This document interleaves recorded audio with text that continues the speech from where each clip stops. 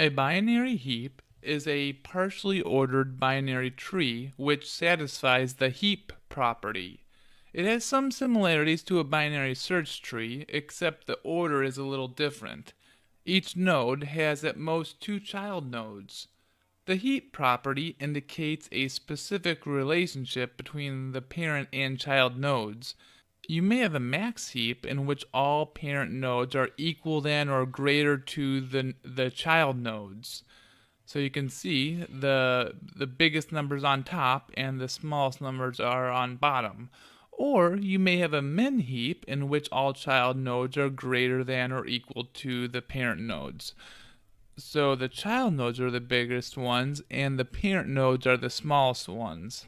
The order between child nodes on the same level does not matter. So you have 10, 6, and 12 here. Here we have 5, 6, and 1. You can see that it goes from a small number to a big number to a small number. The order doesn't matter if they're on the same level. Binary heaps are also complete binary trees. This means that all levels of the tree are fully filled, and if the last level is partially filled, it is filled from left to right. So if you see the example down here, so here's level 1, then we have level 2 here, level 3. Level 3 is all the way filled. Level 4 is only partially filled because there's nothing over on the right side here, but you can see it's filled from left to right. Binary heaps may be implemented as tree structures with nodes that contain left and right references, like what I showed in my binary search tree video. However, heaps are more often implemented as arrays. This is possible because of the partial ordering according to the heap property. We can just compute the parent-child relationship of the elements. Now this will make a lot more sense with this diagram here. So if you see this array right here, this is the array representation of this tree right up here. The number 1 is 20, and that's the root. You can see that right up here. And then 2 and 3 are the child nodes, 19 and 17 right here. And now I want to pull your attention over to these equations up here. So the left child is going to be I times 2. The right child is going to be I times 2 plus 1. Let me show you what that means. So if you look at 20 here, which is at index 1 in the array, also I should point out that there is no index 0. So when you're representing a heap, you're just going to leave index 0 as null to make the math work out a little better. So if we go back to index 1, well, the equation for the left child is I times 2. So 1 times 2 would be 2. So yeah, 19 is the left child. And the right child is I times 2 plus 1. So 1 times 2 plus 1 is 3, 17. That's the right child. Now let's say we go to number 13 here. That's index 4. Well, if we go to the equation, I times 2, 4 times 2 is 8. So if you're at index 4 and you go to index 8, 11, yep, that's the left child. Now if we start at index 4 and we do the right child equation, I times 2 plus 1, that's 9. So if we go to index 9, yep, that's the right child here. So that's how you can use these equations to find the left and right childs from an array representation. You can also figure out the parent. So the equation for a parent is I divided by 2. If we are on 11, that's index 8. 8 divided by 2 is 4, index 4. And this really should be floor I divided by 2 because you divide the index by 2 and then round down to the nearest whole number. For instance, 5 divided by 2 is 2.5, but if you round down it's 2, and then 2 would be the index 19 here. Also, you can see in this diagram that the last index is also the size of the heap, size 10. This diagram is a max heap. I'm going to show you the code for a min heap. But in the same file down here, I also have the code for the max heap down here. So you can check the link in the description so you can review this actual code yourself, and you can review the Max-Heap on your own. But like I said, we're just going to review the min-heap right now. But before I show you the actual code, I want to show you a visual representation of how it works when you're inserting and you're removing items from the heap. Those are the main two commands, insert and remove, and then there's one more I'll show you at the end. But let me show you this representation here. So you can see this is the array representation, and I'm going to insert some numbers and you'll see them show up as a tree representation. So let's see, 4. You can see 4 goes at the top, that's the root node. Now I'm going to put in 6. 6 just goes down to the bottom there. 8. So as it builds the node, one thing to keep in mind is that it's going to build one level of the tree at a time. I'm going to put in 10. It's going to be on the very left side. Now so far I've been putting them in order, but now I'm going to put in the number 5 here. And when I insert the number 5, you're going to see this. It's going to first go to the end of the array here. You'll see the array, which is going to first appear right down here. And then it's going to move it up to the correct position. So let's see that. So then, as you see, it checks what position to move it up to. So I'm going to put in a few other numbers here. See, 16, 3. Okay, so you see it always puts in at the end of the array or the end of the tree, and then it moves it up to the correct position. Now I'm going to just show one more where I put in 1, where it's going to put it down here, and it's going to move it all the way up to the top. And it's a check one at a time to see if it has to move it up. Also, another thing would just be removing. When you remove, you always just remove the smallest. It's going to remove what's in index 1, which is always going to be the smallest, and then it's going to pop the last node to the first node, and then it's going to sort them. So let's see how that works.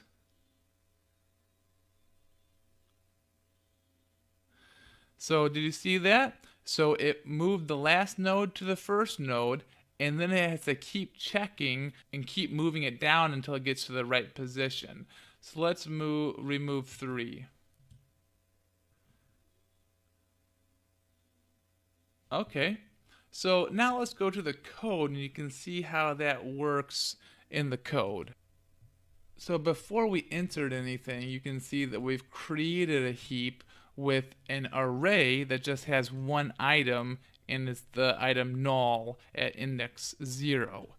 So when we insert something, we pass in a number, and we're going to push that number onto the end of the heap. So if you pass in the number 3, there's going to be index 0 is null, index 1 would be 3. Now, if the length of the heap is more than 2, that means there's more than one item in the heap. If it's less than 2, there's 1 or 0 items in the heap, and that makes things really easy. But let's say it's a more than 2. So we're gonna let the index equal heap.length minus 1. So that means we're finding the last index in the heap, while heap at the last index is less than heap, and then see this equation right here? That is the parent equation. So now we're saying if the last item in the array, which is the item we just inserted right here, if the last item in the array is less than its parent, well, if it's less than its parent, we're going to have to move it up, because the smallest numbers have to be at the top in the min heap. So if the index is more than or equal to 1, that means if we haven't reached the root node, then we're going to do this. Now this is ES6 destructuring syntax, which just means we are going to switch the node we just inserted with the parent node. We're gonna switch them. So here is the parent node, here is the node we just inserted, and now we're gonna switch them. So the node we just inserted is gonna be first, and then the parent node is gonna be next. So it's just a way to swap them. For more information about the ES6 destructuring, you can check out my video about that topic. So if math.floor index divided by 2 is more than 1, this just means if the parent node is not the root node. Because remember, this is the equation for the parent node. 1 is the index of the root node. So if the parent node is more than the root node, then we're going to set the index to math.floor index divided by 2. That's the parent node, which, if you remember up here, we just put the number we passed in into the parent node. So now the index is still going to refer to the number we just passed in because that number has went into the parent node, and so now we're going to set the index to that node. And since this is a while loop, we're going to keep going through this, and we're going to keep switching the node to its parent node as long as it is smaller than the parent node, else break. So once it's not smaller than the parent node, we just get out of this while loop, and that's the insert. So let's go down to remove. It's a little more code, but it's some similar concepts. So we are always going to remove the top node, the smallest node. So we're going to let the smallest equal heap 1. So that just means that the first node in the array is the smallest node. So that's the easy part. The hard part is rearranging the array after you've removed that node. So if heap.length is more than 2, that just means we have more than one node in the tree. We're going to set the first node in the tree, which remember was the smallest node, but we're going to set this to the last node. The last node in the array now gets moved to the first node in the array. Now we're going to do heap.splice, heap.length minus 1. This just shortens the array by 1, so we just removed the last index of the array completely since we've already moved that to the first index. If heap.length equals 3, that means there's only 2 numbers in the tree, and that makes things really easy. Just if one is bigger than the other, then we just switch them. This is the destructuring syntax again. So if the first one is bigger than the second one, then we switch it so the second one is bigger than the first one. And then we just return the smallest. If there are more than 2 nodes in the array, that's where it gets slightly more complicated. So we're just going to set the index to equal 1. We're going to set the left to equal 2 times I, and the right equals 2 times I plus 1. Remember, that was just the equations from up above. The equations right here, we're just putting them into our formula down here. Now technically, you would not need to put this equation here since we know that I equals 1. You could just put 3 here, you could just put 4 here, but this is just so you know we're using the equations from above. So remember, 1 is the root node, so we're starting with the root node. So while the root node is more than or equal to its left child, or the root node is more than or equal to its right child, we're going to do everything in here. That means we're going to have to basically move it down. We're going to keep moving it down until we get to the appropriate spot. So if the left node is more than the right node, Then we're going to switch the root node with the left node. This is the destructuring syntax again, so we're going to just swap the nodes. So for instance, we would be swapping, if we were on this node and this node, we just swap those two nodes. And then we're going to set the index to the left node. So we're going to set the index to be the node that was at the top node but has now been swapped. Else, that means the right node is less than the left node. We're going to switch the node with the right node. So we're just going to swap with the right node, and then we just set the index to be the right node. So the node just moved down a little bit, and then we set the index to point to the node that we just pushed down a little bit, and then we have to set the new left and right node. So we would set the left and right node to be the left and right of the one we just passed down. And then if the left child or the right child equals undefined, that means we're at the very bottom of the tree, so we can just break out of this while loop. And if it's not undefined, we just keep going through until we find the place where the node that we're moving down the tree is not more than or equal to the left node and is not more than or equal to the right node. Else if the length equals 2, that means there should be only one element in the array, so we just cut off the last element. Else we return null. That means there were 0 elements in the array to begin with, and then we're just going to return the smallest element, which is just the element we just set up here. The last thing I'm going to talk about is this. Now, a common use case for the heap data structure is for heap sort. This is one of the most efficient sorting algorithms with average and worst case performance of O of n log n. Heap sort works by taking an unsorted array, adding each item in the array into a min heap, and then extracting every item out of the min heap into a new array.